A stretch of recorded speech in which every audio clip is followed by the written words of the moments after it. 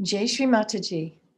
The Shri Annapurna seminar team welcomes you all to the first ever, as far as we know, Shri Annapurna International Online Seminar. So as we all gather together, let us first collectively bow down, raise our kundalinis, and take bandhan.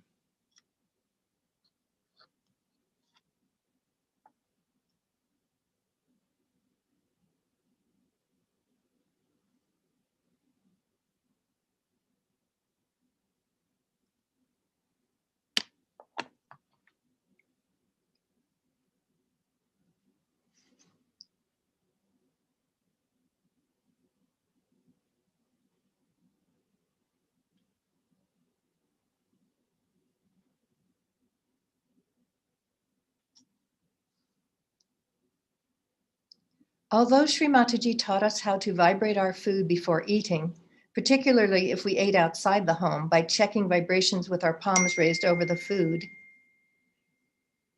and repeating the Shri Annapurna mantra, there has been a desire to explore our relationship with food in a more in-depth Sahaj way. This Shri Annapurna seminar is our first effort, inspired by a yogi over a year ago. Our collective desire is to improve this experience so that it can become a valuable resource for future use. For that reason, we look forward to hearing from you, either on the feedback form, email, or contacting us directly. There is a vast amount of wonderful material related to Shri Annapurna that cannot be covered in this 2.5-hour seminar, but we would like to offer it to you as a special e-gift. In order for that to happen, you must register, which you can still do after the seminar is over. So don't forget. The Shri Annapurna seminar team thanks you for your participation. So now let's hear about today's agenda.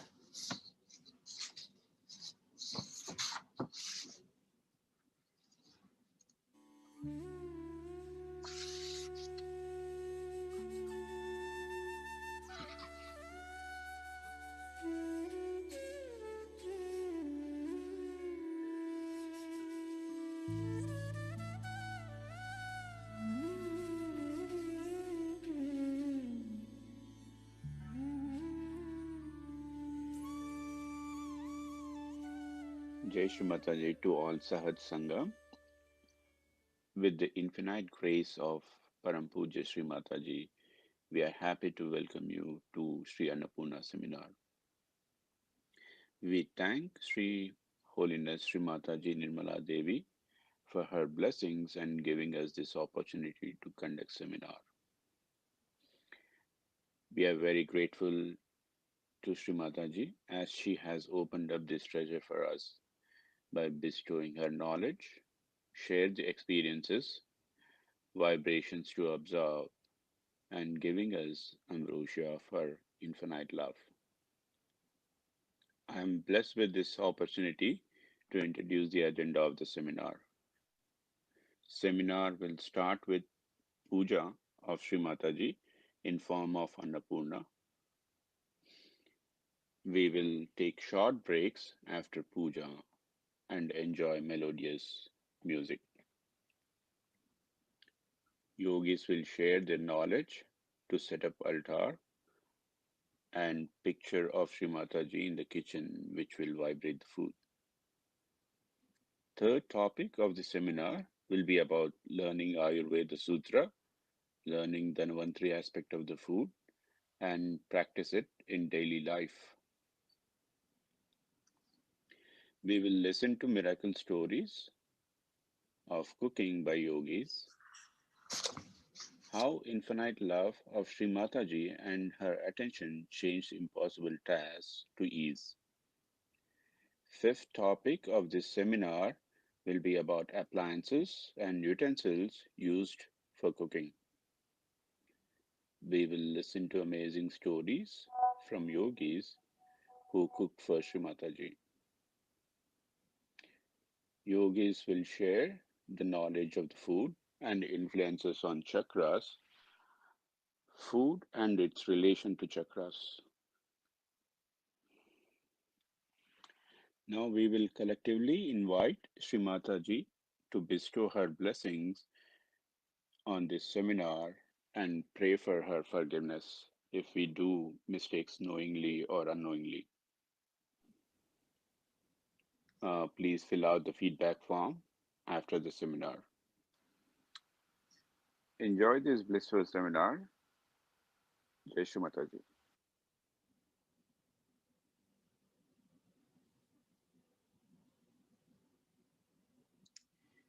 Let us prepare for the Shri Annapurna Puja, whether you are performing your own puja at home or following along with us online. So first, please let us bow down again and raise our kundalinis and take bhajan. We'll take a few moments for that.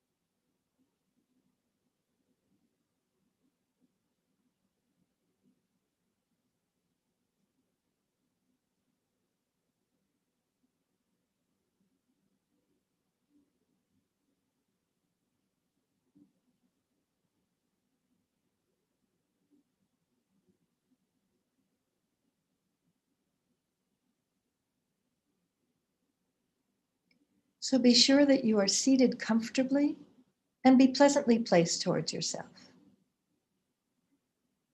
And then let's bring our attention inside.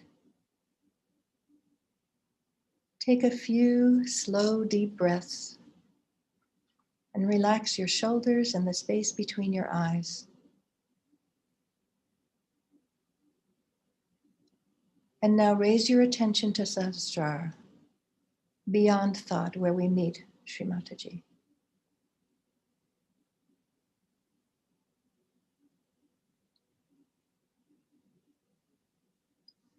Let us all say the Shri Ganesha mantra. Om Tvameva Sakshat Shri Ganesha Sakshat Shri Adi Shakti Mataji Shri Nirmala Devi Namo Namaha.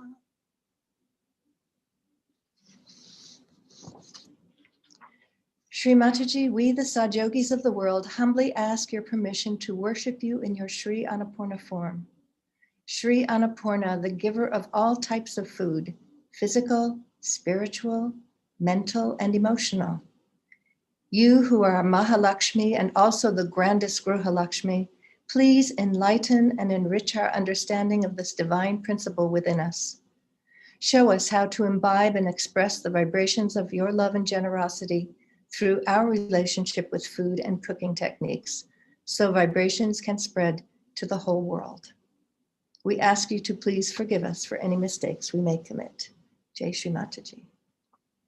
And now we'll listen to Shri Mataji's talk about food, November 26th, 1982, London.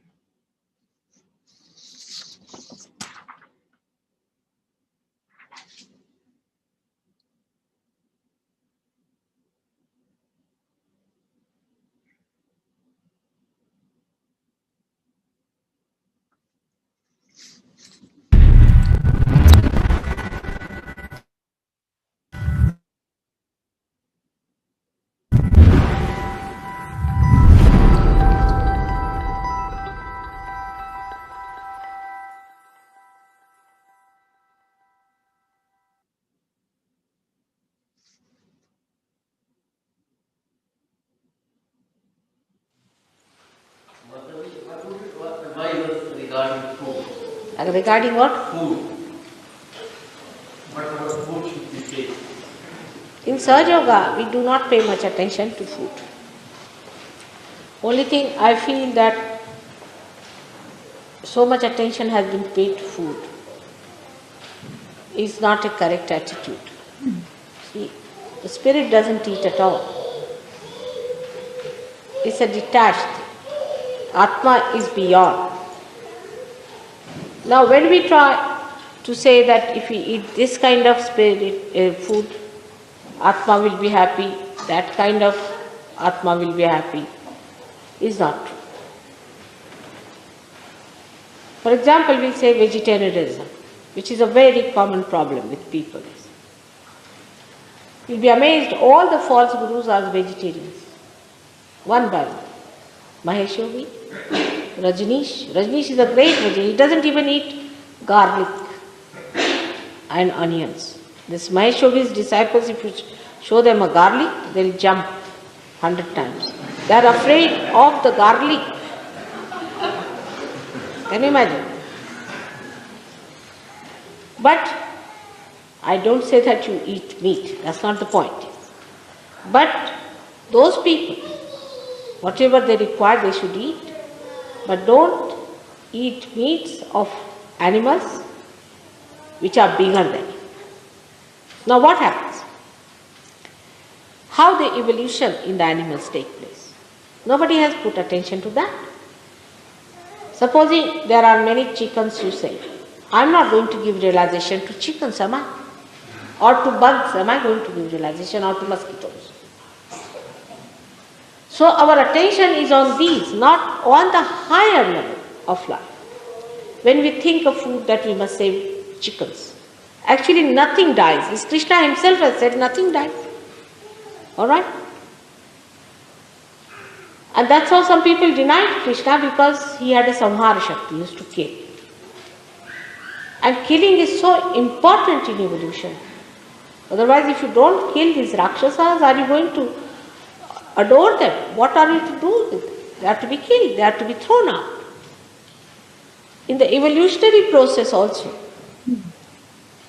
so many things have to die out for the real thing to come up. Say this flower has to die to become the fruit, alright?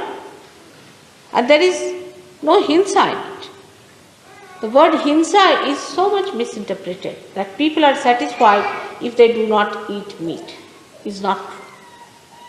For some people it is essential they must eat meat. Now, as you know, Sahaja Yoga works on the power of Shakti. And the Devi not only killed Rakshasas, but she ate them. And she drank the blood of these Rakshasas, as you know, Raktabijas. So how can she be vegetarian? Just tell. Put reason. Alright? Because we are conditioned that way, we think. But actually what happens in the evolutionary process, when a person say eats chicken, not person, we should say, a higher animal, eats a lower animal, then it passes through the circle and achieves a higher life. It's absolutely, this is how evolution takes place. Of course, we can give realization to human beings, so we need not worry about that. That's a different point. But if you eat chicken, you definitely give it a higher life. But not the animals which are bigger than smaller animals. If you eat, it's not going to be harmed by that, no doubt. But you may be harmed. For example, if you eat mosquitoes, you will be harmed. Now, in countries where there is not even any vegetable or anything, they have not seen green leaves, like Greenland. Now, the name is Greenland, they have never seen green color. Are they sinners that they can't live without eating meat? How can God be so partial? There are many countries where they cannot live without eating meat. So, there must be some reason, alright? So, reason it out. If you eat vegetables, alright. If you want to eat meat, it's alright. But again, for a Sahaja Yogi, what we decide is not on what you like, but what is good for you. For example, for Western people, it is better that they don't eat much meat now, because I think they and their fathers have eaten all that. Eat less. They should have more carbohydrates, while vegetarians should take more proteins. If they do not like meat, they should take to other proteins, because proteins are very important. If you do not take proteins in life, people suffer. In Sahaja Yoga, we find such people have trouble from left Nabhi. I have seen in India many people who are strict vegetarians have a problem of left Nabhi. So we told them, all right, you can eat proteins. There are so many proteins you can eat. If you don't like to eat meat from childhood, you have not eaten, you don't feel like eating, all right, forget it. Eat some. We have to be wise. We have to be open. We are not to be bound by our conditioning from childhood. This we must understand. That vegetarianism is not going to take you to God, neither non-vegetarianism. Because the spirit is neither a vegetarian nor a non-vegetarian. It is a detached thing, it's above food. But whatever you need for your body is important. If you need protein, eat protein. If you don't eat protein, don't eat protein. But then eat something which you need. So it is not that one has to understand it in a way that we understand as a chicken and vegetables, but we must understand in the way a doctor understands the protein and carbohydrates. Alright? Whatever you like, you can eat. There's no, in Sahaja Yoga, there's no such a compulsion. So many saints used to eat meat. So many saints. Guru Nanaka, Kabira, Muhammad Sahib, Christ, Rama himself, Krishna himself. All of them ate meat. Even Buddha ate meat. The proof is that at the end of his life, he went to one of his disciples, who was a hunter. And he told him, I'm very hungry, give me something to eat. So he said, sir, I have nothing else but a wild boar, which I have killed very recently and it is not yet fully cooked. So he said, all right, doesn't matter, I'll have it. And he ate it and he died because of that half-cooked wild boar. And he died with that. So now Buddhists think that we should not eat meat. It's not so. Because he ate something that was half-cooked. That means he did eat, isn't it? Even Jains know that it's only Nabhi who got a kind of a feeling against meat eating. That was Nabhi was at the time of his contemporary of Shri Krishna. When his marriage was celebrated, he found many birds were killed and he felt terrible about it. And he didn't want to eat any meat. It was all right. It's all right. If you don't feel like, don't eat it. But then a cult started. But that means till Nabhi means Jainis are ancient people. Till Nabhi they were eating meat. Is a fact. So to get attached to some idea is not the way you are doing it. If you don't want to eat, just don't eat. And if somebody has to eat it because of health purposes or because of the need, there's nothing wrong. Everybody has a different need. Every individual has a different. That's the point. It's no question of meat or anything, but it is a question of eating proteins or carbohydrates. We have to be wise about it. And all such cults, you see, that you eat this, you eat that, is not. There is no cult in surgery. Every individual has a different personality, but the common thing is one, and that is the spirit. But, for example, drinking, we abhor. But after realization, before that I don't talk of drinking, because it goes against your chetana, against your awareness. So one has to look after the awareness. So much time has been wasted in people in deciding what to eat, what not to eat, what have they achieved, nothing. This kind of thing, to believe that such food will make us great will be false. So you don't decide on that. You decide on proteins and carbohydrates. Whatever good for your health, you should do.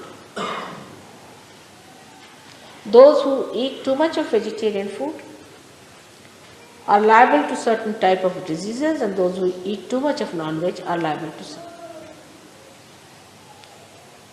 Those who eat vegetarian food can get leukoderma very easily. can get leukemia very easily. Certain types of cancers they can get very easily.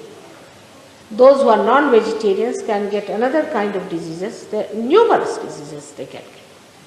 So we have to have a balance. That when we eat vegetarian food also, we must see that we eat sufficient amount of proteins. Because body has to be all right. Healthy body is the temple of God. And to temple of God, you have to keep it healthy and happy. That's the attitude.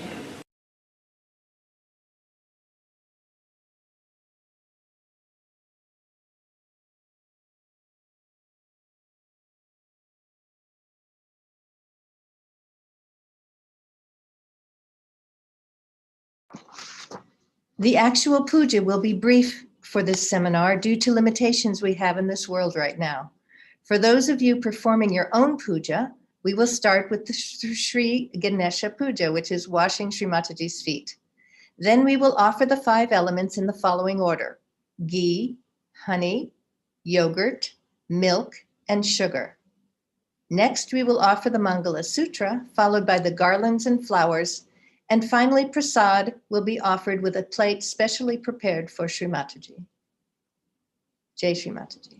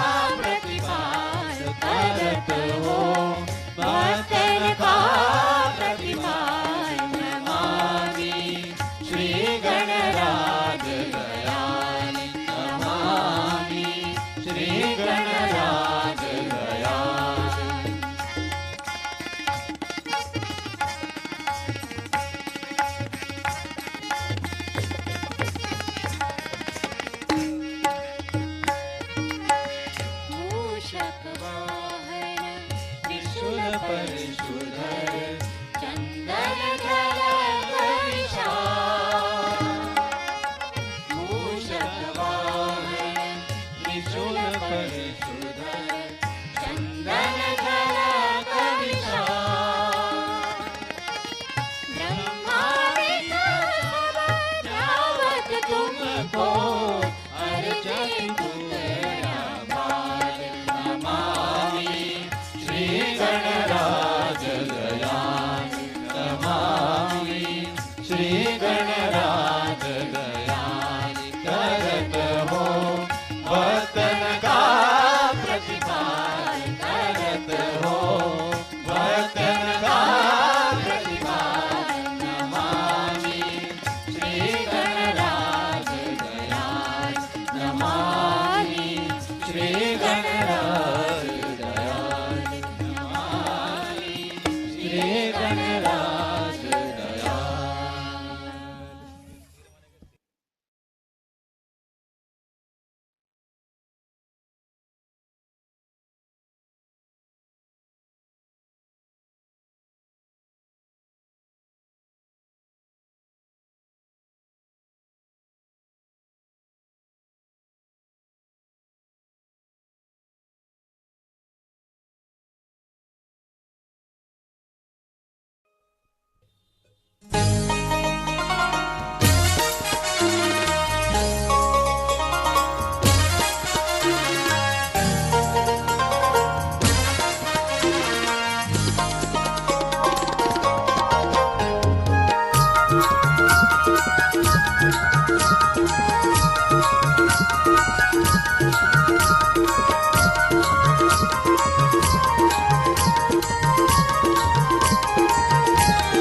Lakshmi आली तिची कृपा आम्हावर झाली लक्ष्मी आली तिची कृपा आम्हावर झाली लक्ष्मी आली तिची कृपा आम्हावर झाली लक्ष्मी आली तिची कृपा आम्हावर झाली लक्ष्मी आली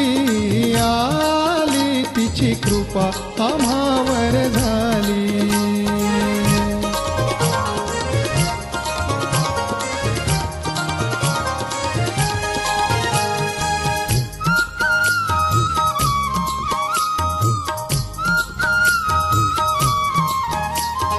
रत्नखचित तो मुकुट शिरावरी रत्नखचित तो मुकुट शिरावरी करणी कुंडले तळपती भारी करणी कुंडली तळपती भारी नयन शोभती ते कमला परी नयन शोभती ते कमला परी कुंकुम भाळी तिची कृपा आम्हावर झाली लक्ष्मी आली तिची कृपा आम्हावर झाली लक्ष्मी आली तिची कृपा आम्हावर झाली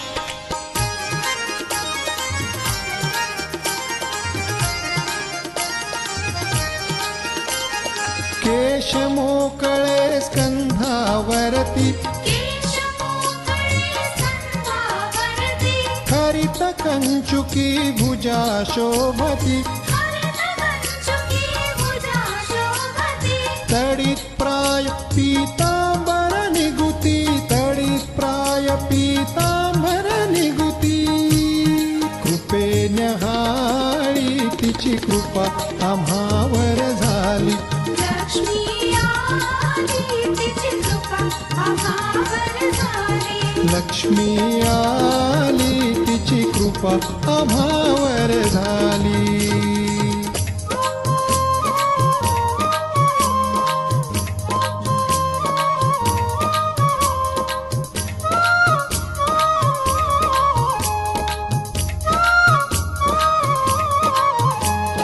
स्वभक्त नाशक ते निर्दाळी स्वभक्त नाशक ते निर्दाळी चिंता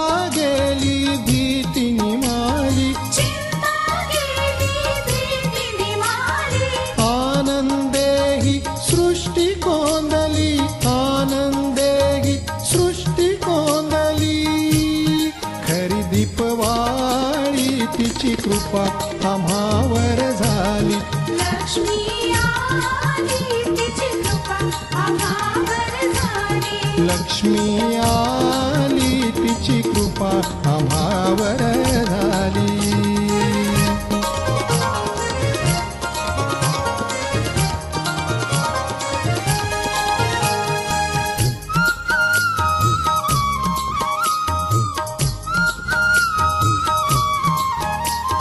हास्य चराचर व्यापून उरली. हास्य चराचर व्यापून उरली. भक्तांसाठी सगुण जाहली. भक्तांसाठी सगुण झाली. सहज योगियांना हो कळली. सहज योगियांना हो कळली. निज कर कमळी तिची कृपा आम्हावर झाली. लक्ष्मी आली तिची कृपा आम्हावर झाली. लक्ष्मी आली तिची कृपा आम्हावर झाली. लक्ष्मी आली तिची कृपा आम्हावर झाली. लक्ष्मी आली तिची कृपा आम्हावर झाली. लक्ष्मी आली तिची कृपा आम्हावर झाली. लक्ष्मी आली तिची कृपा आम्हावर झाली. लक्ष्मी आली तिची कृपा आम्हावर झाली. तिची कृपा आम्हावर तिची कृपा झाली. आम्हावर झाली.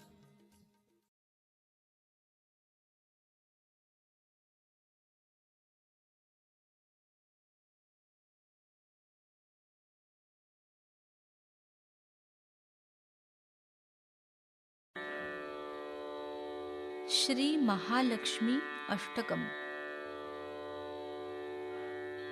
नमस्तेस्तु महामाये श्रीपीठे सुरपूजिते. शङ्खचक्र गदाहस्ते महालक्ष्मी नमोऽस्तु ते. नमस्ते गरुडारूढे कोलासुरभयङ्करी. सर्वपापहरे देवी महालक्ष्मी नमोऽस्तु ते. सर्वज्ञे सर्ववरदे सर्वदुष्टभयङ्करी. सर्वदुःखहरे देवी महालक्ष्मी नमोऽस्तु ते. सिद्धिबुद्धिप्रदे देवी भुक्तिमुक्तिप्रदायिनी. मन्त्रमूर्ते सदा देवी महालक्ष्मी नमोऽस्तु ते. आद्यन्तरहिते देवी आद्यशक्ति महेश्वरी. योगजे योगसम्भूते महालक्ष्मी नमोऽस्तु ते. स्थूलसूक्ष्म महारौद्रे महाशक्ति महोदरे. महापाप हरे देवी महालक्ष्मी नमोऽस्तु ते. पद्मासनस्थिते देवी परब्रह्मस्वरूपिणी. परमेशे जगन्माता महालक्ष्मी नमोऽस्तु ते. श्वेताम्बरधरे देवी नानालङ्कारभूषिते. जगत्स्थिते जगन्माता महालक्ष्मी नमोऽस्तु ते.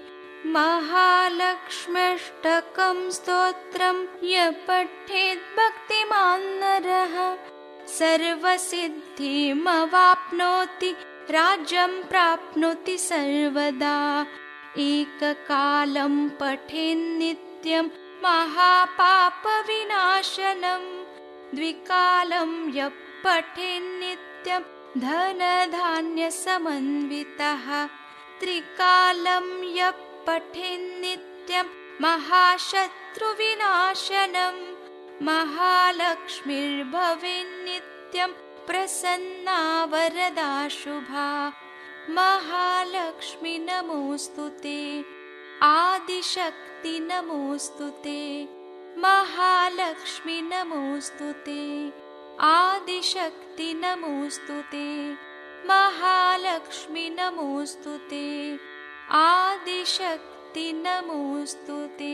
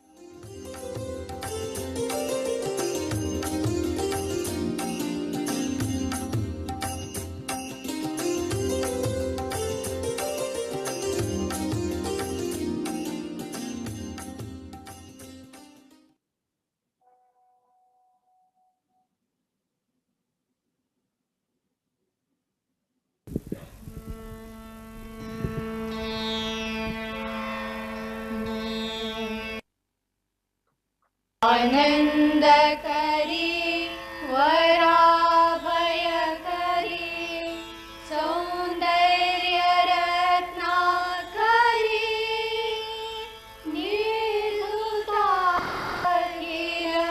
घोर पाशनि करी प्रत्यक्ष माहेश्वरी प्रालेयाचल वौ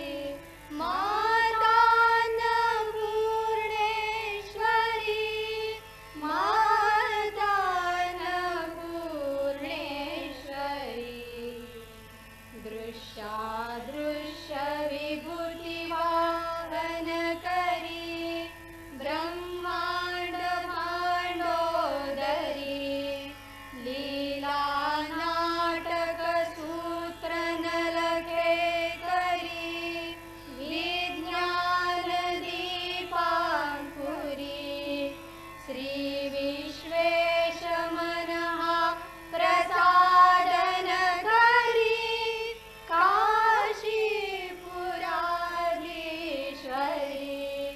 भिक्षां देहि कृपावलम्बन करी कृपावलम्बन करी माता अन्नपूर्णेश्वरी माता अन्नपूर्णेश्वरी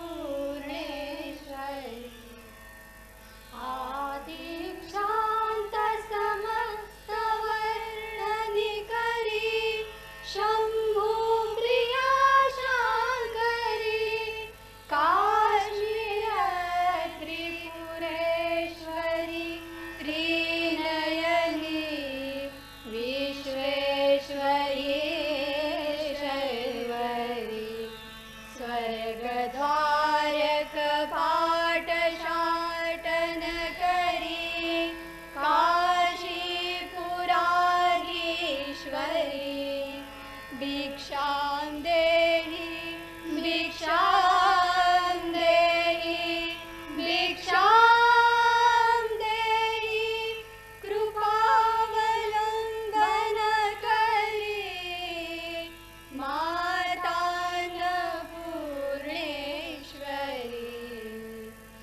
अन्नपूर्णे सदा पूर्णे शङ्कर प्राणवल्लभे ज्ञानवैराग्यसिद्ध्यर्थं भिक्षां देहि च पार्वती माता च पार्वती देवी पिता देवो महेश्वरा बान्धवाः शिवभक्ताश्च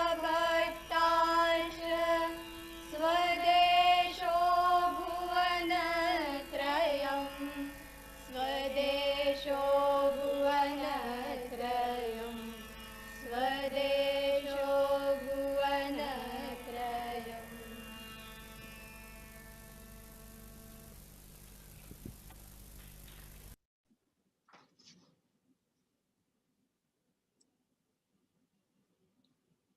Please prepare and stand for Arti and the three Maha Mantras.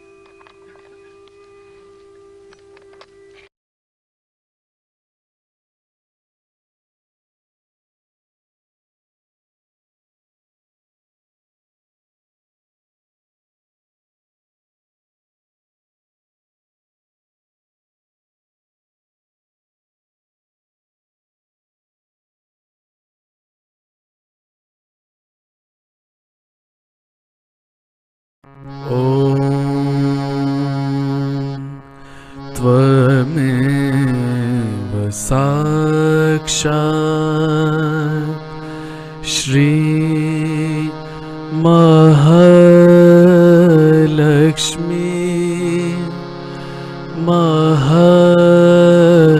Saraswati Mahakali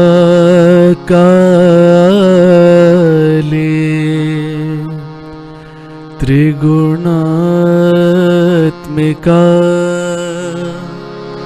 kundalini साक्षात् श्री आदिशक्ति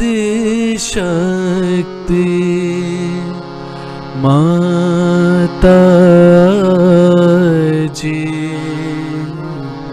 श्री निर्मला देव्यै नमो नमः। ॐ त्वमेव साक्षात्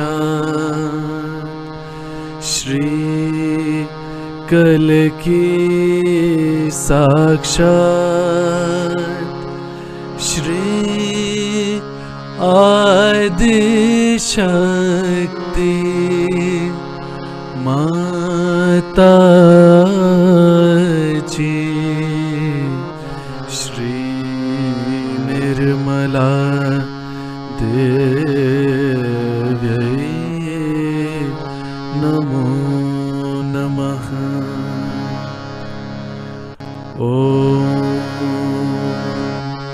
त्वमेव साक्षात्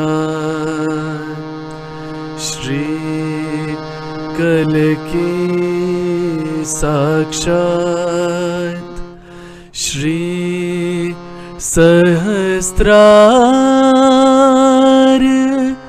स्वामिनी मोक्ष प्रदायिनी माताजी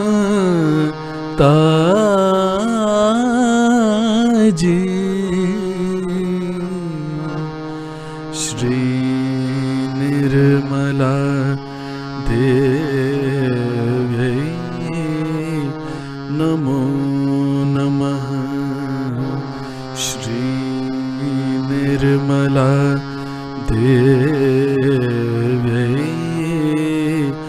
नमो नमः। श्री निर्मला देव्यै नमो नमः। बोलो श्री आदिशक्ति माताजी श्री निर्मला देवी की जय।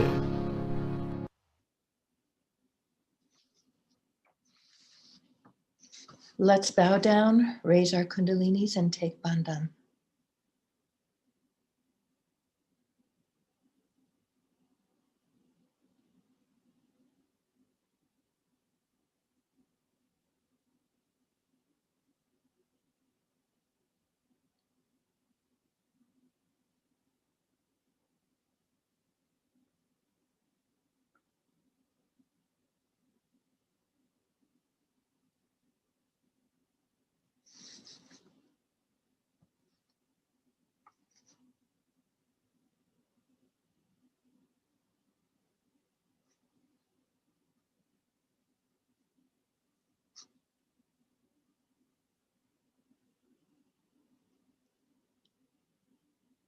You can continue to meditate, listen to bhajans, take prasad, but please stay in a meditative state. There's lots of seminar ahead.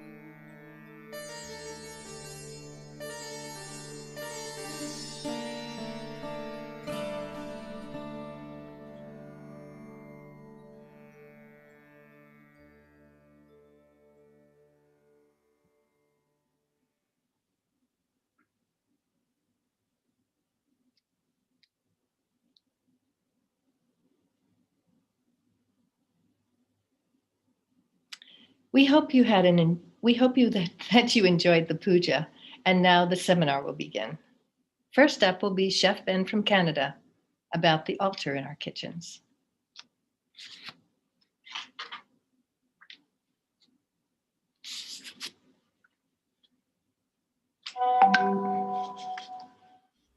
Jai Shri Mataji, brothers and sisters. This is Chef Ben Mukherjee from Kingston, Ontario in Canada. It's been little over 8 years I've been in Sahaja Yoga and was given realization on May 1st, 2012 in Reston, Virginia. I have been very blessed and feel fortunate to have a few topics covered for the Annapurna seminar. And the first topic that was given to me was altar setup and kitchen layout. To begin with, I would start with the word meaning of the word Annapurna. And Anna means food, Purna means the one that completes. So the food that's been completed is the form of Annapurna, who is the manifestation of Mother Parvati. I personally feel it makes a significant difference on the vibration of food when you have an altar set up in your kitchen. And what I prefer is to have the altar set up in such a way that when you enter your kitchen, you have the altar facing you. So you're entering, looking at Shri Mataji's picture in the altar. And the divine love that flows through the food is absolutely amazing. As you prepare to cook, take bandhan and start preparing your prep work, which means you start washing up your vegetables, cleaning them, cutting them to the desired size, and organize your required ingredients. Keep everything handy and for preparation of each dish. I personally prefer to keep a clean glass of water dedicated to the altar, and as you're about to finish the food, pour a little bit of the vibrated water to the finished product. It makes a miraculous difference. The kitchen should be set up as a prep cutting board, sink on the right hand side, and as you progress towards cooking, it should flow from right to left. And this is only for people with right-handed operation. You can simply reverse that to left-handed side person. As you progress to cook, the cooktop, which could be charcoal, electric, gas, induction, infrared, or microwave, and these are just the sources of heat, which either does a dry heat of cooking or a moist heat of cooking. And the newer operation of cooking methods are combination cooking, which infuses dry and moist heat, which maintains the nutrient values. As we all know, steam or the moisture cooks the food much faster than a regular source of heat. Now, we talk about food and we talk about cooking. What is cooking? Cooking, in my term, is a combination of art and science of practicing combination, mixing, and heating ingredients to enhance flavor. There are a lot of technical aspects of cooking that different books and different sources will say different thing, but cooking is not just an art, it's a combination of art and science. Now, cooking can be classified into 3 different categories. First category is home cooking, which is wholesome, nutritious, less spicy food. Commercial cooking, which is more like a bulk cooking, where you try to keep the cost low and do a bulk production.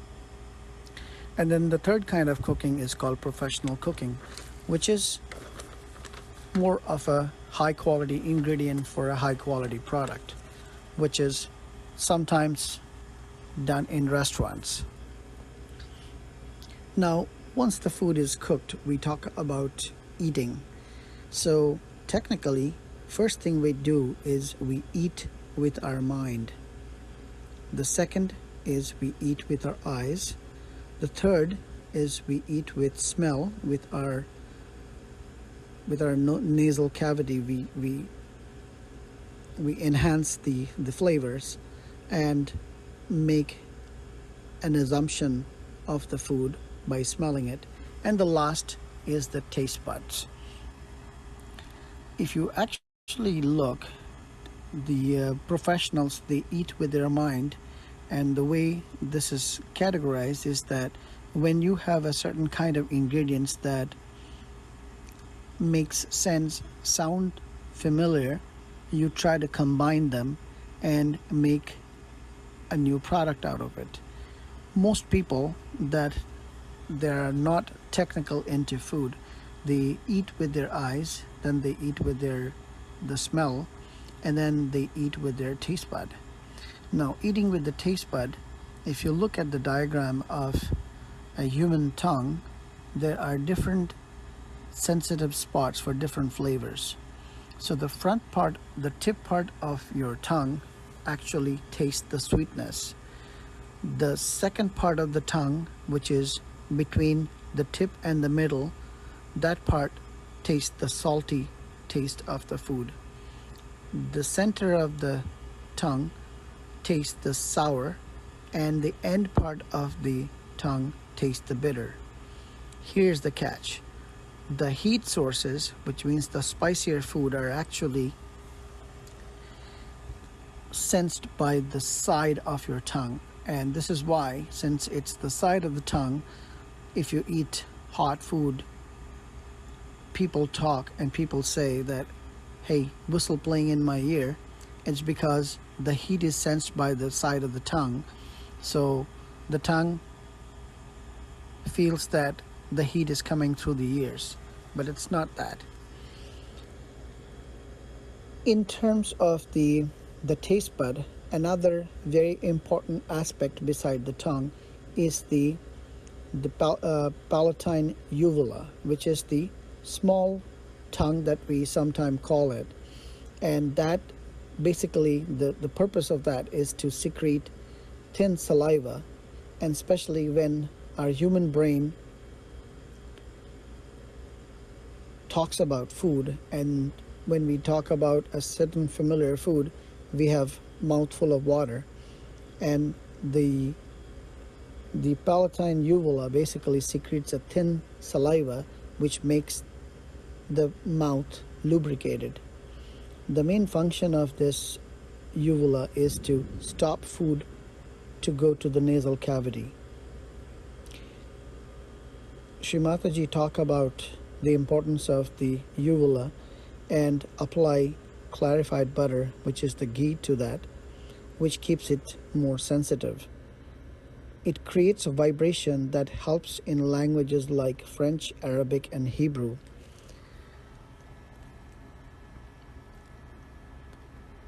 So this completes the topic of altar setup, kitchen layout, and food in general to our taste bud.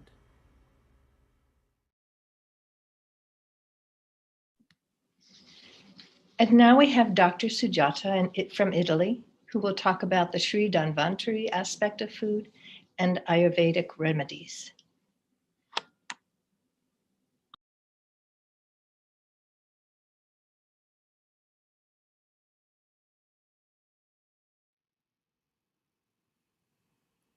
Hello everybody, Jai Shri Mataji. I'm Dr. Sujata, and I'm very happy to be part of this very beautiful seminar dedicated to Shri Annapurna. As we know all that Shri Annapurna is the goddess that feeds all the living beings. She not only gives nourishment to the physical body, but also gives nourishment and blessings to our inner spiritual growth by balancing our Nabhi. I'm very grateful to Shri Mataji that in her immense compassion, she gave me the possibility from my childhood to be in her company, to cook for her along with my mother and family. And also after marriage in Kabela, she took me under her loving attention and gave me the possibility to learn under her guidance and cook for the divine herself and for the whole Sahaj Sangha. By Mother's grace, I learned Ayurveda, and since the last 25 years, I'm practicing Ayurveda here in Italy and in Europe. And it's her compassion, by her grace, I have the opportunity to grow deep into the Ayurvedic knowledge day by day and discover its relation with the divine Sahaj knowledge. Today we will talk a little bit about Ayurveda and Sahaja Yoga related to food. So I'll start with Ayurveda. Ayurveda is a Sanskrit word. Ayush means the life and Veda means the knowledge. So Ayurveda is a knowledge about life. It's a science about life. And according to Ayurveda, human beings are part and parcel of the whole of this nature. So this nature is made up of 5 elements. Element ether, air, fire, water and earth element. And in our body, these 5 elements are presented in the form of Vata, Pitta and Kapha in physical body, and instead as a Sattva, Raja and Tamaguna in our mental body. So Vata, which is made up of air and ether element, it governs our nervous system and is related with our central channel, and also Sattva Guna. Instead Pitta, that is which is made up of fire element, it governs bile secretion, all enzymes, hormones and our liver. It also governs our right channel and is related with the Rajoguna. Instead Kapha, which is phlegm, governs our respiratory system, immune system and much more, and it is made up of water and earth element, and it's related with our left channel and also Tamaguna. So balance in this Vata, Pitta and Kapha and Sattva, Raja and Tamaguna are essential for our good physical and mental health. So in relation to this, Ayurveda gives us the knowledge to understand how we should live according to our age, according to our constitution, seasons, atmosphere that surrounds us, how our lifestyle should be, and what food we should eat, the exercise we should do, and what our habits should be to have a long, healthy life. In India, we say that Anna hai Purna Brahma. That means food is a form of the divine. So food is not only something that gives pleasure to our palate, neither it is the fuel for our body, but it is an offer that we make to the sacred fire, that is the digestive fire, which is within us. So Ayurveda considers the human body as whole. For this reason, nutrition is intended as a fundamental element to nourish the physical body, but also to bring the mind, emotions, and energetic or subtle body into balance. Thinking in these terms can help us to live the meal time in a different perspective, understanding its deep meaning. Nowadays, in this frenetic modern lifestyle, we are used to eat fast, junk, and unhealthy food, which contains many preservatives. If this kind of food we offer to the digestive fire, then we get the consequences according to that. So it is important to eat organic, seasonal food and balanced food. Now the next point is how to eat. So also it is important to know not only what we eat, but also how we eat, how much we eat. So the capacity of our stomach is different in each one of us according to our constitution. And it is said that the stomach can contain 1 anjali of food. So anjali is like when we keep our both hands together and we create this form. This is called as anjali. So every one of us has different than the capacity of the stomach. And this stomach should be filled with half of its capacity with the solid food, 1/4 with liquids, and remaining should be kept empty for the digestive process and for the air. Another important thing is to consider the intensity of Agni that we have. Agni, that is the digestive fire, and which is different in each one of us. According to Ayurvedic tradition, it is good that at least 4 hours pass between meals, obviously including snacks. In fact, if we pause to think for a moment, we can easily understand how the throwing or how the habit of eating between meals is harmful for digestion. Snacking is like throwing a raw food in a pot with already cooked food. That means the digestive fire that is busy in digesting other food finds itself digesting food in different cooking stages. This creates problems such as the release of toxins, gases, the feeling of being bloated, acidity, and creating many more physical and mental disorders. We can say that the first rule of eating well is certainly to give importance to the choice of dish in relation to the time you have, your health condition, the season, your digestive fire, and your constitution. The dish you have chosen should also have different consistencies. It should not be excessively dry or just a liquid. If we see in Indian cuisine, which has different consistencies and sauces, have a great importance for accompanying the meal. Cold food and drinks are not recommended because they lower our Agni too much and they need a lot of energy to be digested. The choice of a cooked or raw food depends on the state of your Agni, but in general, I would say that it is always good to heat at least a little what we are going to eat. In case of salads, if you cannot digest them well, one can add some grated ginger which helps in heating and will facilitate our digestion. About Agni, it is good to know that the best time for lunch is noon, the time when our digestive fire is at its peak. Better not to have lunch after 2 p.m. because the Agni will be at its minimum. And for dinner, the most suitable time slot is from 6 to 8 p.m. Generally, before the sunset is the best time for the dinner. Another fundamental thing to know that it is always good to drink a little water during meals in small sips, preferably warm water. I know that the pleasure of an iced carbonated drink during the summer may seem essential, but I can assure you that the refreshing effect is mere illusion, as the body requires more energy to bring it to body temperature, resulting in headaches and increasing of production of acids. It is not only important what and how much we eat, but also how we eat.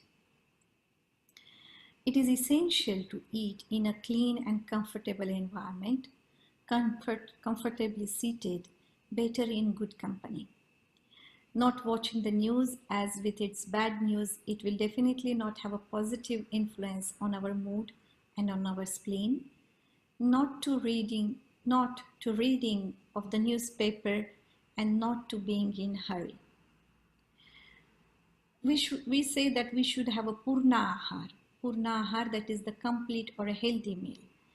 So to have a Purna Ahar, it is essential that all 6 flavors or tastes are present in a meal. So there are 6 tastes which are sweet, sour, salty, bitter, pungent, and astringent. So Ayurveda provides precise order of assumption of these flavors during meals. We should usually start with the sweet taste, which is the most difficult to digest as it is form of water and earth element, which are the heaviest element. So it is most difficult to digest and also the most pacifying to calm hunger. So it's better to eat in the beginning, then continue with the acid and salty tastes. So if we see in the sweet taste, we can find all carbohydrates or the white meat of most of the fruits. They are sweet in taste, and then we should continue with the acid and salty taste, and then that stimulates the digestive fire, and we should end with our meal with the spicy, bitter, and astringent that calm our kapha and neutralizes excessive mucus. So the bitter taste, we know all the green vegetables are bitter, and astringent, example of the astringent is coffee. So coffee is good at the end of a meal, but of course if we don't have any liver problem. Normally sweet tasting food are are heavy and made up of cold elements, and they need a lot of heat or energy to be digested. And usually what happens in a meal, in a heavy good meal, we take when the digestive fire is already busy in digesting the food that had arrived earlier, and we at the end of the meal we eat the sweet, some cakes or some sweets, and they lower the digestive process and result into an unnecessary accumulation of toxins. For this reason, better to eat sweets in the beginning of the meals. If it is not possible, the another solution can be that to have them in breakfast or as a snack away from the heavy meal. Anyhow, I would like to spend a few words in favor of the sweet taste, which has its importance for our pleasure and our balance. There is an Indian saying, especially in Marathi, we say "Tirgul kya god god bola." In Sankranti period, we say that please have, if you eat sweet, you speak sweet. So the sweet taste acts on our subtle system by increasing our sattva guna, the central channel, and thanks to its pacifying and counseling power, it increases the sweetness. Not surprisingly, the Indian tradition, the drink offered to the gods to nourish their divine bodies, which is called as amrut, we all know that, and it contains sugar, honey, ghee, milk, and other delicacies that certainly we cannot define them as a dietetic, but they increase the sattva guna. Other food that increase sattva guna are, along with the ghee, honey, chanas, that is chickpeas, rice, and very fresh and seasonal fruits and vegetables are good for central channel. As you will surely imagine that canned food or frozen or preserved food in various ways all have characteristics that certainly do not help us to balance our doshas. The preserved foods increase kapha and tamaguna excessively. In general, carbohydrates, tinned food, frozen food, they give us left side and lethargy. So regarding the lethargy, Shri Mataji says that if you eat too much of this carbohydrates or tinned food or frozen food, you will have a lethargic heart, lethargic intestines, then you will have a lethargic enlarged liver, sluggish liver. You will have all kinds of cirrhosis, or maybe on the other hand, you might get all kinds of rashes and things like that, allergies, loose motions, all that problems, they come from the left side. So those those who are on more on left side should take to meat or protein in general. But of course, if you eat too much of meat, then it increases heat, pitta or rajoguna, or the right side in our subtle system. And other foods that they increase the heat in our body are fish, alcohol, smoking, many types of medicines, antibiotics or steroids, very spicy food or fizzy drinks, and of course too much of thinking gives too much of pitta, hot liver, and then it can give us nausea, acidity, loss of weight, dryness in general on physical and on mental level, also jaundice or too much of bile production can be caused because of this kind of food. And if we see from the Sahaja Yoga point of view, then we have a lack of attention, excessive thinking, anger, arrogance, domination, or also it can create a constipation and diseases like asthma or diabetes. So to compensate it, one should take less non-veg food and more to carbohydrates, bitter food. Bitter, that means green vegetables are bitter, and cooling food. In this case, also chana is very good. Other remedies or other food can help in reducing heat are the candy sugar and also gulkand, which is made up of rose petal jams is also very good. Kokum and black raisins overnight soaked in orange juice are also good. Then sabja seeds are also very cooling. Also cardamom, especially the silver coated, as silver is also very cooling. So silver coated cardamom is very good for liver and in general for the right side. And I remember mother giving to yogis this silver coated cardamom, and then you keep in your mouth, chew it for a long time, and that helps in cooling the right side. So these are the foods that increase or decrease the Rajo, Tamo and Sattva Guna, so they are good for left, right and central channel. Then we can see some points that are does and don'ts. So something that we should not do is that honey and butter should never be in the same quantity. Also, if we see in a Panchamrit that we offer during the pujas, the cups for the honey and butter, they are of a different size because it's better to have not the same quantity of honey and butter. So better to avoid also the smoothies or milkshakes or ice creams made up of fruits and milk together. Also combination of banana and milk together is very harmful for the skin.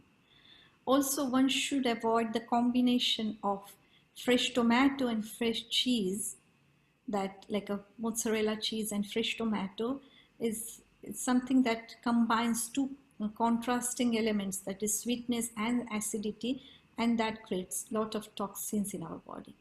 The same precaution for the association of fish with milk or fish and cheese, whose digestion is always unhealthy. Also better to avoid having cold drinks after drinking something hot drink, like drinking some hot cup of tea and then to drink cold water is a bad habit, as our teeth they become loose because of this hot and cold.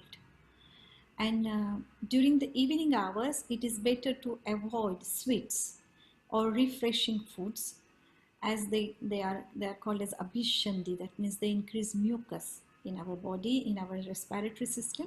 So especially those who suffer from respiratory tract problems, they should avoid yogurt and ice creams after sunset. Then regarding the fasting, I mean, Shri Mataji has always said that you don't have to fast in the name of the God. And if we fast in madly, and that gives us bad Nabhi and also left side Ida Nadi problems, and you have collective subconscious problems. So it's better not to fast without any reason, and because it creates hot tempered person, become hot tempered, and unless and until we have any physical health problem, if you are suffering from a low agni, low digestive fire, or accumulation of kapha, that is mucus, or ama, that is the toxins, then one can do fasting. It that fasting can help in increasing the digestive fire and to come its normal level. In that case, fasting is good, otherwise it is not recommended. And another important aspect or component that we use in cooking is spices. So spices also in Ayurveda, they have a very great importance or role. That spices, we know that they are aromatic plants, and they have concentrated essential oils, and they are of different forms. They are like berries, bark, sprouts, fruits, roots, seeds, or stems. They can be ground, used in seeds, or fresh, and obviously these influences the ways in which you will have to go to use them, and also their potential. In fact, spices help digestion, assimilation of food, and metabolism, making each dish easier to absorb. In addition, each individual spice has its own therapeutic characteristics. For example, seeds and berries, they need a long cooking to release all their power. That means if we see all kinds of seeds, so cumin seeds, or mustard seeds, or cardamom, black cardamom, star anise, all these, as we call them as khada masala, the whole spices, they need more heat to release their fragrance and their qualities. So they are used in the beginning of cooking. Instead, powder and fresh herbs must be added towards the end of cooking, or as and final garnishes. So today we can see there are many kinds of spices, there are many categories, but today we can see two categories of the spices that are heating and cooling. So heat-giving spices which help in reducing too much of cold, kapha, or left side are black pepper, ginger, fresh and dry ginger, cloves, cinnamon, cumin, mustard seeds.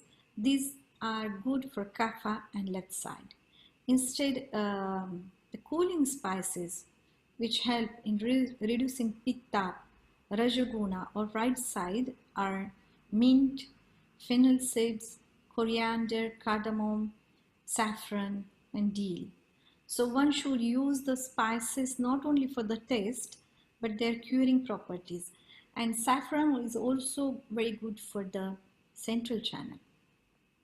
So these are the few spices and their qualities. Of course, there is much more to say, but I would say in conclusion, we can say that to have organic, seasonal, and freshly cooked food is highly recommended.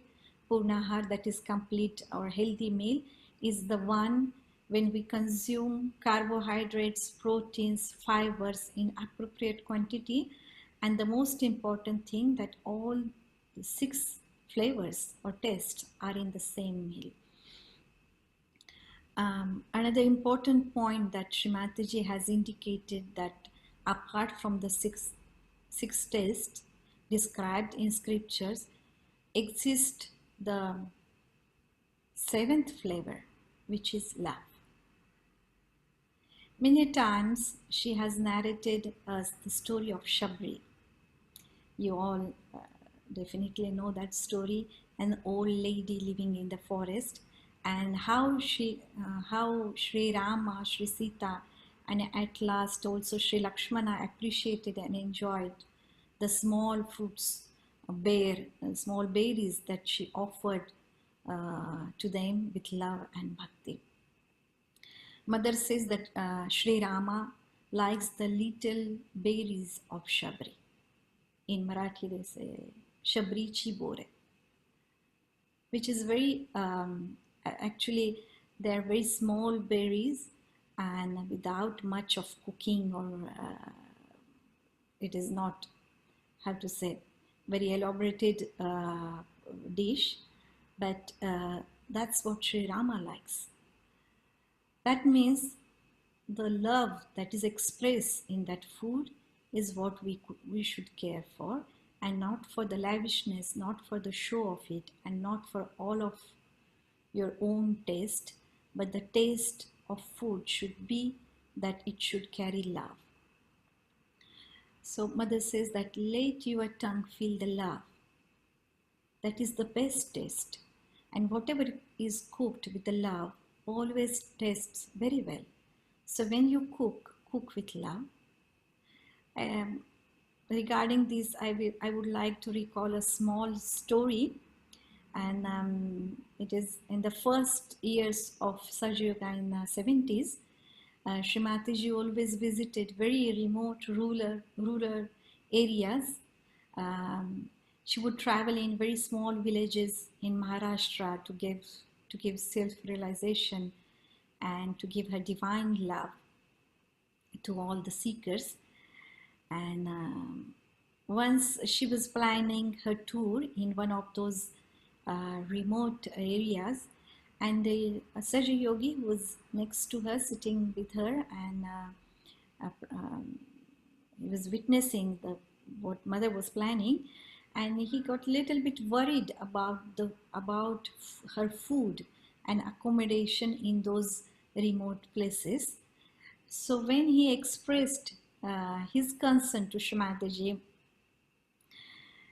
regarding this, then she looked at him, and she looked at my mother also, who was sitting in front of her, and she smiled at my mother and told to this Sahaja Yogi, "Don't worry. See, Mrs. Kenjale will come with me. She's my Shabri, and everything will be all right. Everything will be fine." So the message I wanted to share with you is that it is very important to imbibe the qualities of Shri Annapurna and also the qualities of Shabri. As we are human, Annapurna, Shri Annapurna, she is the deity, she is goddess. We have to, of course, seek her blessings. But Shabri, she was in human form. She was a seeker. So what we have to do is that we have to imbibe her qualities of Shabri. So let us pray that may we have that love, bhakti, and faith of Shabri, which can always give Atma Trupti to others. That means which can give the satisfaction of the soul to others. So this is all which I wanted to share with you, and thank you very much for giving me this opportunity. Jai Shri Mataji.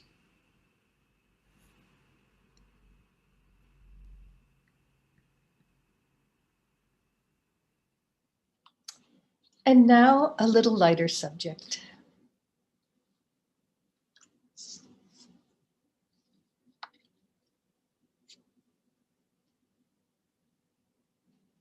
Of course, many of us know this joke, but this seminar wouldn't go without this joke, and I would like to tell this joke to those who haven't heard it. So, story goes, a yogi is going through a jungle. He has to go for a program in another town. On his way, he stops for his lunch at the lake, and remembering Shri Annapurna, he opens up his lunch box and about to sing the mantra, and all of a sudden he hears some noise, and right in front of him is a tiger, Durga's tiger. By looking at him, he gets scared, forget his food, and starts saying Jagdamba mantra. As you hear it, as the tiger hears it, and as the jungle hears it, the tiger starts singing some kind of mantra which he doesn't understand, the yogi. And he says, "What's going on? Are you a Sahaja Yogi? What are you singing? Are you know the mantras? I hear some mantra from you." The tiger says, "Yes, I am. I am hungry and I'm singing Annapurna mantra."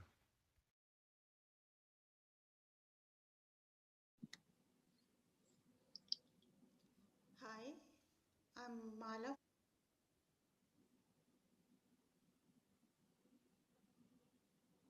And Marla will now share her experience of day-to-day Yeah, life with Shri Mataji. I want to tell about my experience when I was cooking for Shri Mataji. It was in Milan ashram, and that day we had a public program. So Shri Mataji, when Shri Mataji left for the public program, all the people who were living in the ashram also left, and me and another Sahaja Yogini was left in the ashram alone, because we were supposed to cook for Shri Mataji and the musician who were also staying there. We started cooking. We prepared. We had a menu of 3-4 vegetables and 3-4 meat dishes and some side dishes, and plus some food for musician. So we started cooking, and only for the first dish, when we put on the gas, the flame within 2 minutes was off, and we started looking what the matter is. In Italy, they cook on the gas cylinders, and I just checked, and the gas cylinder was empty, and we had no big flames going, and I just tried all the burners, and I found only the small burner was, the tiny one was working, but with a very little flame. So we decided to cook on this small burner, and we said, okay, whatever we can cook, we will just cook, and then when the people will come, we had no alternative. So we started cooking. We cooked first dish, second dish, third dish, fourth dish, and slowly we finished all the things we were cooking for mother. And then we started cooking for musician, and this was really about 20 to 25 people, the portions. And on this small flame to put all these pots, and just doubtful, but we were giving bandhan and praying, Shri Mataji, please help us to cook all this. And the amazing on this, within 5 minutes, it was really cooking, bubbling, everything was happening without any problem, but only on one flame, this tiny little. Uh, and we cooked all the food, and then after finishing the food, we also had some time to meditate and thank Shri Mataji that she helped in such a way that everything worked out. And after this, the first yogi who could come and help us to change the cylinder, we could warm up food for the Shri Mataji and serve her nicely. And this was the blessing of Shri Annapurna, as I believe that the food was cooked without any problem, even if there was almost no gas in the cylinder. And well, this shows us that whatever is divine wants is done without any problem, if there are any means or not. Thank you. Jai Shri Mataji. Chef Ben is back.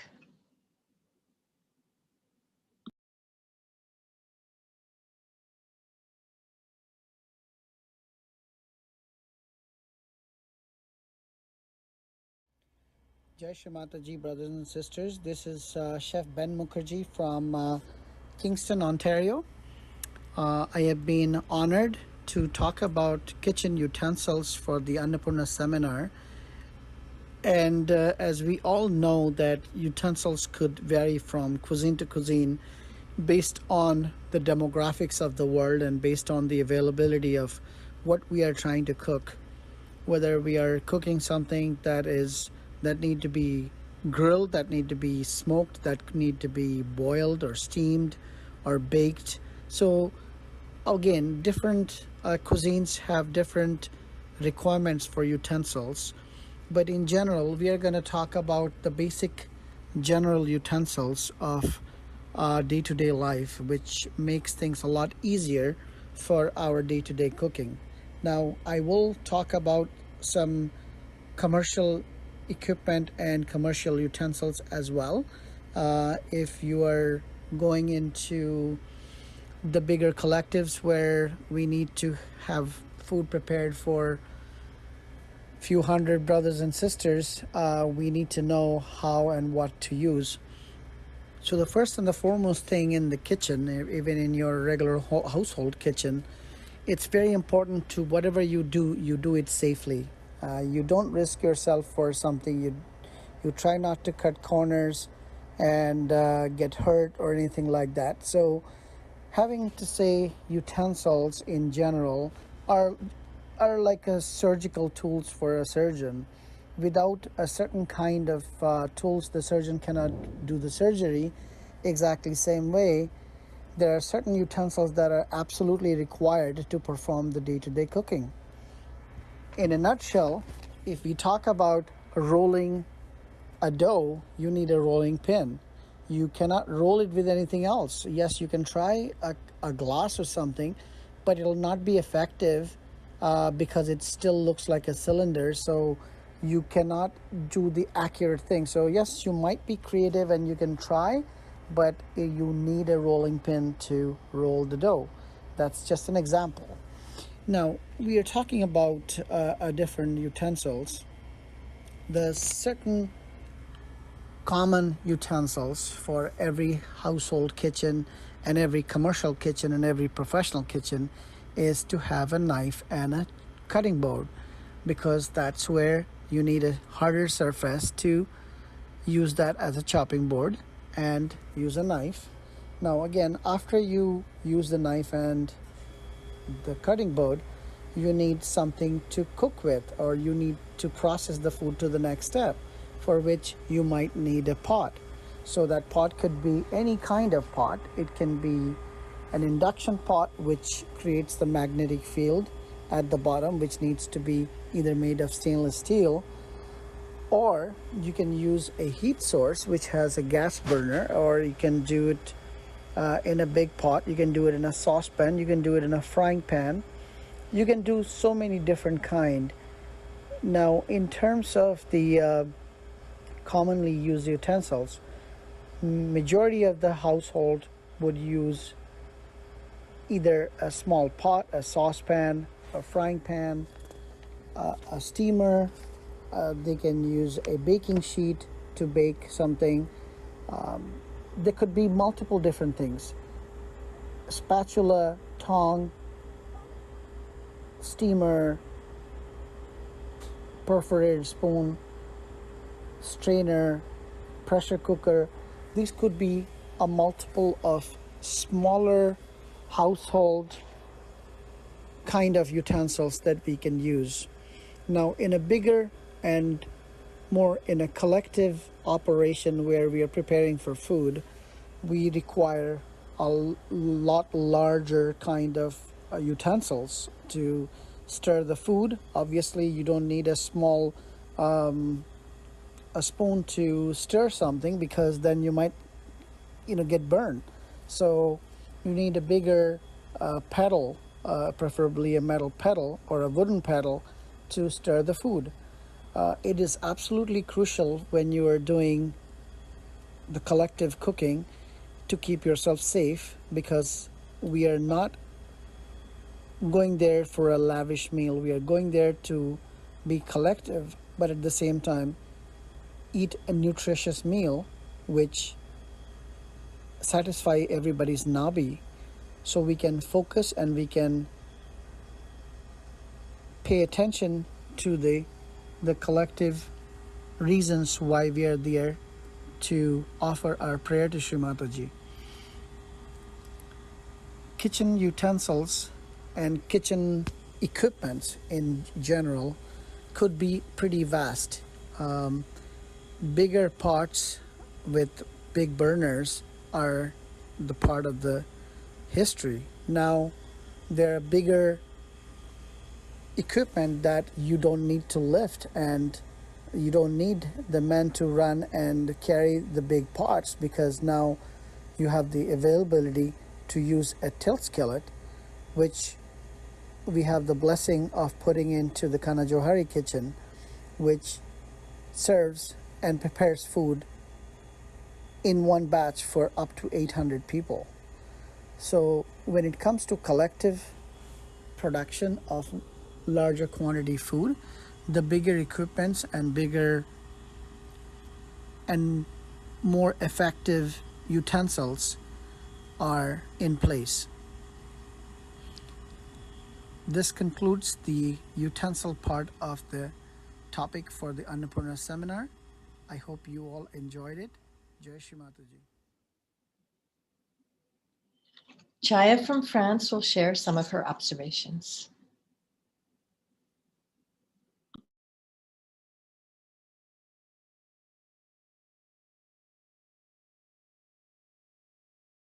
Jai Shri Mataji. I am Chaya speaking from France.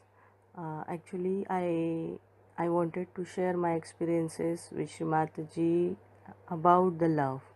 How she was loving and caring with everyone. How she gave love to all the yogis there, and because I was with Shri Mataji for 3 years before my marriage and 1 year after my marriage in Pratishthan, Pune, India.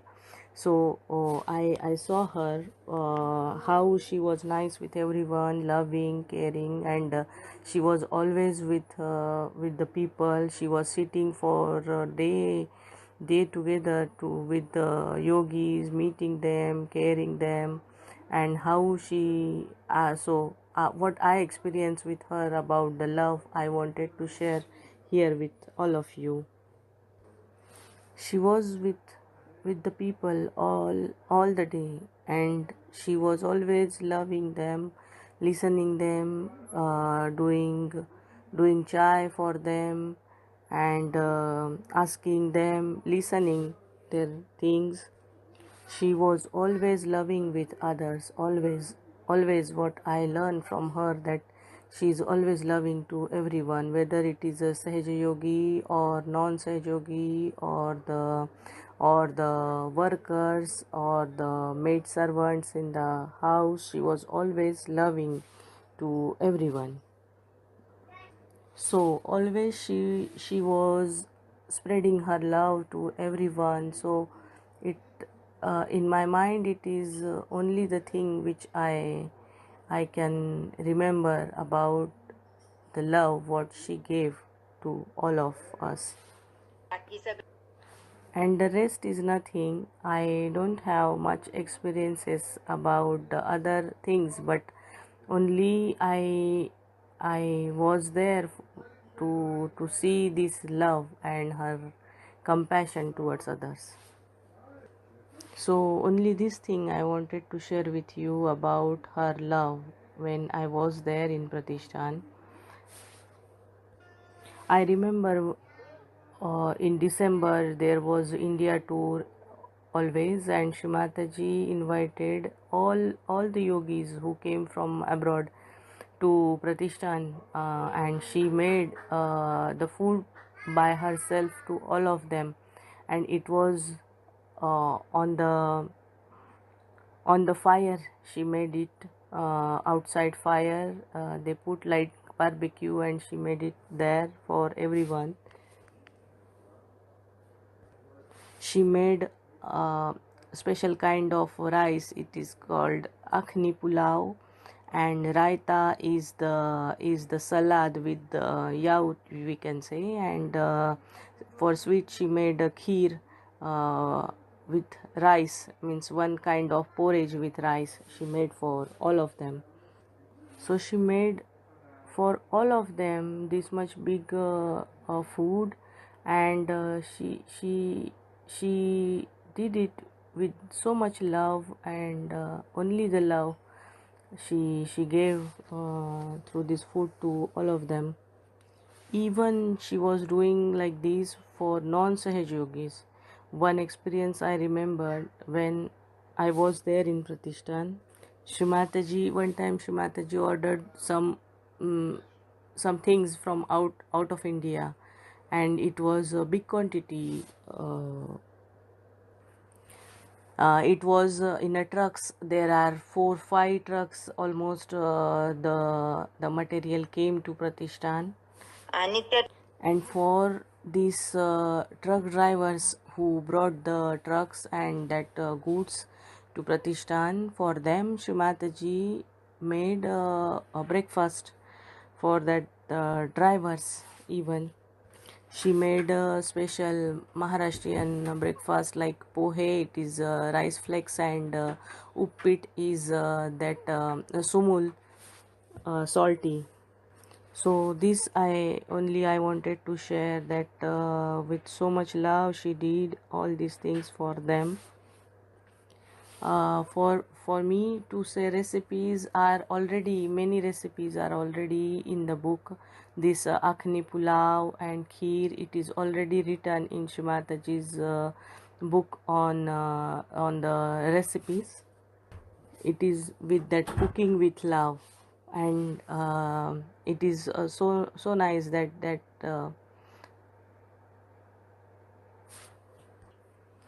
the book itself have the name cooking with love. So love is more important in this book also. It means whatever you are doing with love, it is always nice, it is always tasty. It means I understood that whatever you are doing with love, it is always with the vibrations nice, and everybody is appreciating and they like the food. It was never I experienced that Shri Mataji is saying that I don't like this food, or I don't like that food. Whatever the Sahaja Yogis were cooking for Shri Mataji, she was always tasting each and everything what the yogis were preparing for her. So this only I wanted to say, that if we also who get this love from Shri Mataji, if we are spreading this love and giving this love to each and everyone, then only all over the world we can spread this love and make people understand and bring them to Sahaja Yoga. Chef Ben shares his extensive knowledge of different cuisines.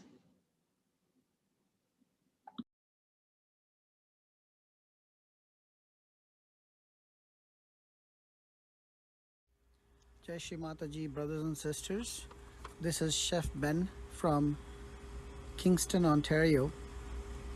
I have been blessed to talk about different cuisines of the world for the Annapurna seminar. And when we talk about cuisine, it can play pretty tricky, because a lot of food that creates a lot of dispute between countries, that this dishes are actually originated from such and such country, but it's been modified and being used in different country by a different cuisine. So it's completely all right to be versatile about the word cuisine, but the word cuisine, it's actually determined by the demographics of the cuisine that is located for, and that could be the altitude of the cuisine, which is the country that has an higher altitude has a different method of cooking, different style of cooking, The climate also plays a big factor, which could be it's a rainy place, it's a dry place, it's by the ocean, it's into the desert, it's in the mountains, it could be anything. So basically the altitude, the climate, the geolocation of the country where the cuisine originates from, and the most important thing is the availability. Availability is probably the most important factor, because if you are into the mountains and there is no water sources around and you talk about seafood, you talk about fish, it's very hard to be, have the availability, versus the dry fruits or certain kind of vegetables that grows into different altitude probably are more familiar to that cuisine. Now, instead of digging deeper into that, let's talk about the different popular cuisines of the world.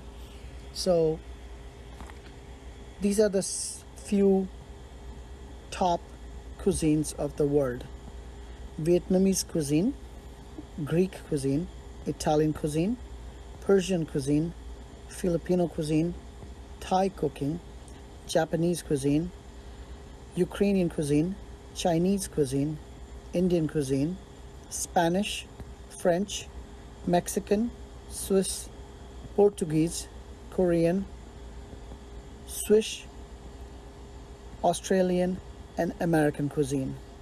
Now, there are different variations of the cuisine. A lot of people, they could not figure out the distinguish between Japanese, Thai, and Vietnamese cuisine, and they might call it an Oriental cooking, which is not the case. The availability of ingredients are pretty vast, and as you start to know the details of the cuisine, you will figure out which cuisine is actually from which part of the world. Now, I'm just going to give you a little breakdown of the trending popular food in 2020, and the most trending food in the world, and please don't be surprised, the first one is ranking as pasta, second one is falafel, third one is pilaf, which is a Persian cooking of rice and vegetables or meat together, miso soup, baklava, creme brulee, spring roll, grilled cheese, guacamole. These are some of the very, very popular food that's trending in 2020. Now, when we talk about food trend, and when we talk about the ancient Ayurvedic style of different cuisine and different kind of food, there are three main category of food, and it could very well be in any cuisine. The first kind is called the sattvic food. Sattvic food means the pure essence, which is very high in micronutrient, which is very high in fiber, low in fat and vegetables, pure, and it's balanced. It gives you the feeling of calmness, happiness, and mental clarity. There are certain kind of food that you eat and you feel very settled and you feel very relaxed. Those are mostly the sattvic food. Rajasic food, the meaning of rajasic means stimulating, which is more like a spicy, hot, rich food, not easy to digest. It provokes the mental restlessness. The third kind is the tamasic food, which increase the weakness and laziness, which is categorized for meat, fish, onion, garlic, bread, patisseries, alcohol, etc., etc. The current trending of food is mostly healthy and plant-based light food that are low in calorie, mostly gluten-free, and there's no animal product, which is more like a veganism of the food. If we get detail into the different cuisine, we can talk all day long about it, but I would like to make it keep precise and, in a nutshell, say if you are someone who's not enthusiastic about trying different food from different cuisine, go try it. You don't know what you like and what you don't like, so be open-minded, and that's what Sahaja Yogis are all about. We should try different things, and we should, instead of making a judgment on, oh, I don't like this because of that, try it. You never know. Sometimes we have childhood memories that, oh, there's a certain kind of food that I don't like. Now probably you're an adult, and go try those food. There's nothing to fear about, and whatever food that you put in, make sure you vibrate the food with the Annapurna mantra and eat that. You will be surprised that what you have playing in mind versus the reality could be completely different. Jai Shri Mataji, and thank you very much for the opportunity to do the cuisines of the world. Jai Shri Mataji. Kirti from Los Angeles highlights foods for each chakra.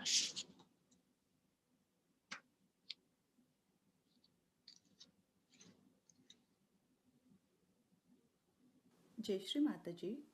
Hope everyone is enjoying this seminar. With Shri Mataji's grace, let us go over some of the food related to the chakras. The food, as we see, connects with our Nabhi chakra because it satisfies our hunger, gives us peace and joy. But if we look deeper and subtler, food actually connects with all our chakras. Let's start with Muladhara. Eating good and healthy food is good for digestion and excretion process, which is related to the Muladhara chakra. We get discretion, purity, chastity, and innocence from good Muladhara. This chakra gets affected by outside food and with bad vibrations. Proteins, for example, roasted chana, also called as roasted chickpeas, pomegranates, etc., are good for Muladhara. Swadhisthana. Creativity and innovation is essential for cooking varieties of food. Good sense of aesthetics can be useful for decoration and making the food more pleasing. This chakra takes care of fat and blood flow. Pomegranate, apple, banana are good for Swadhisthana. Liver diet. Carrot, cucumber and beetroot is good for liver, which is partly controlled by this chakra. Nabhi. The Gruhalakshmi principle must be strong so that food that is cooked satisfies everyone in the family. Generosity, peace, and joy comes from good Nabhi. Liver diet. Papaya, sugar cane, and radish leaves are good for liver, which is partly controlled by this chakra. Chana, called as chickpeas, jaggery, watermelon, muskmelon, ajwan, called as carom seeds, asafoetida, fenugreek, mint, cumin, ginger, honey, sugar, kokum, called as Garcinia indica, fennel seeds, and water are good for this chakra. Void, Bhavasagar, mastery, detachment, gravity, etc. are qualities of void. Lot of activities happen inside related to food as liver, intestines, pancreas, etc. are inside. Food from false guru should be avoided and not to be eaten if it cannot be vibrated. Heart chakra. Shri Annapurna is Shri Parvati. The food must be cooked with love so it satisfies not only the stomach but the soul, and the food becomes an expression of love. Garlic, apple, gooseberry, called as avla, etc. are good for heart. Vishuddhi, this chakra enables us to taste and smell the food, without which the food cannot be enjoyed. Lemongrass, holy basil, honey, ginger, white butter, ghee, rock sugar, sweet yogurt, licorice, etc. are good for this chakra. Hansa. It is very important to understand which food, how much, and when to eat. This discretion can only come from a good Hansa.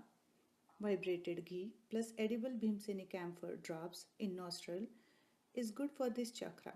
Ajwan Dhuni helps to clear this chakra. Agya. Food conditioning goes away when Agya is open. We can easily forgive others. Rosemary is good for memory. Onion clears Agya as well. Sahasrara. At Sahasrara, integration of all chakras happens. Different cuisines from the world, how a balanced diet can be prepared every day shall be considered. Massaging with coconut oil is good for Sahasrara. Nadis or channels. Proteins are good for left side and carbohydrates are good for right side. We have to eat different kind of foods, not just mentioned here, to clear chakras. Food is not that important and one should not be attached to it too. Jai Shri Mataji.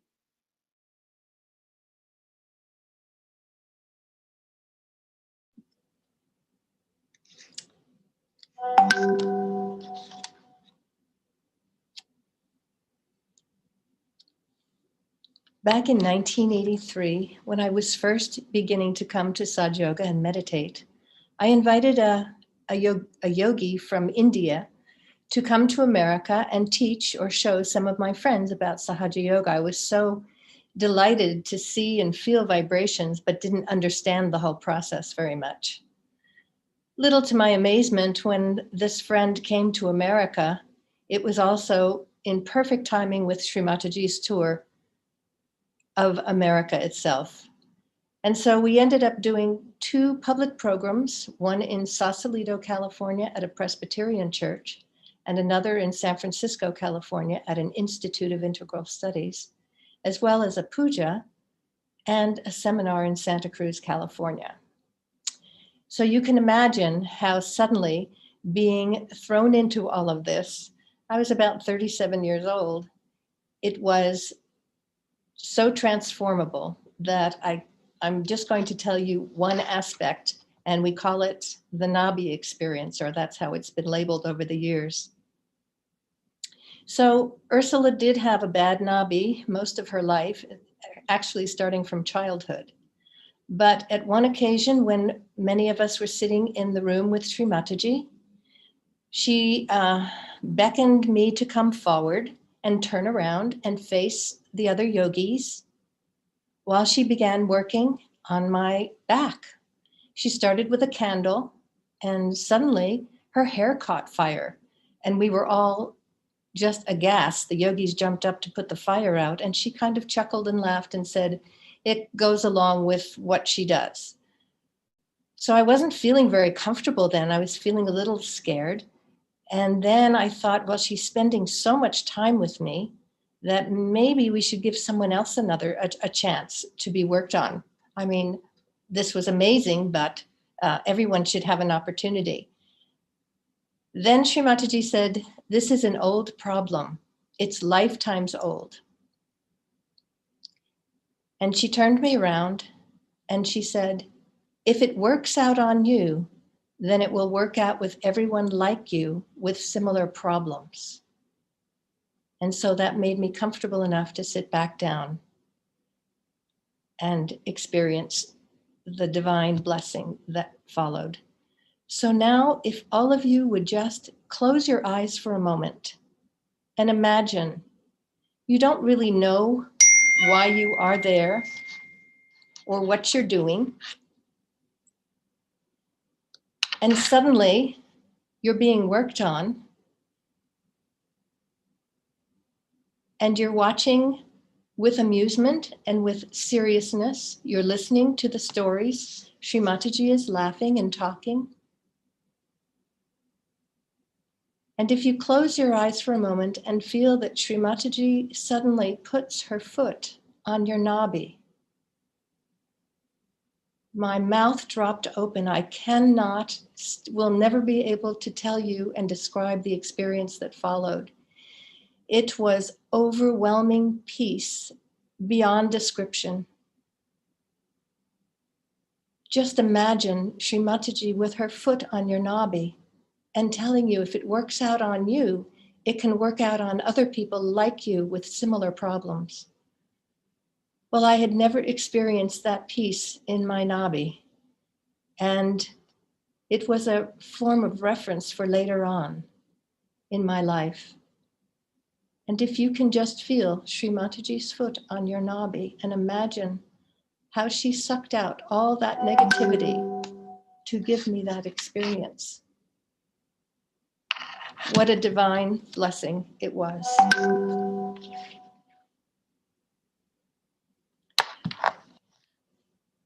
So I just wanted to share that with you and to know that from that point on, meditations always had a comparison, a reference point. And I see now that we are collectively closing our seminar for the day, and we want to thank all the contributors and the participants for putting this all together, and for the tech support from far away as New Zealand. And of course, we want to show our greatest gratitude towards our Holy Mother, Shri Mataji Nirmala Devi, who has given us all her powers. And now we have to use these powers. Shri Annapurna is just one of those powers we can enjoy and share with others. Jai Shri Mataji.